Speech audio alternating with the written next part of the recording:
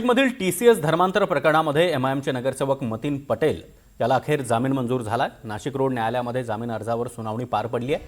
आरोपी निदा खानला आश्रय दिल्याचा मतीन पटेल याच्यावर आरोप होता। संभाजीनगरमध्ये निदा खानला आश्रय देण्यात आलेला होता। त्यानंतर संभाजीनगरमधील त्याच्या घरावर महापालिकेने कारवाई देखील केलेली होती आणि आता मतीन पटेलला जामीन मंजूर झालाय। राहुल वाघ आपल्यासोबत जोडले गेलेले आहेत। राहुल, मतीन पटेलला जामीन मंजूर झालाय।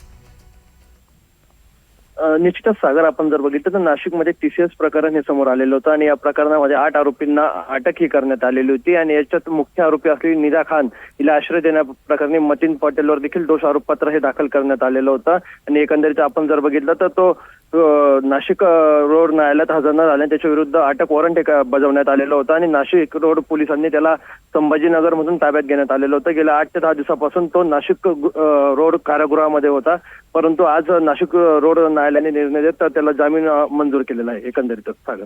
नक्कीच राहुल, धन्यवाद या माहितीसाठी।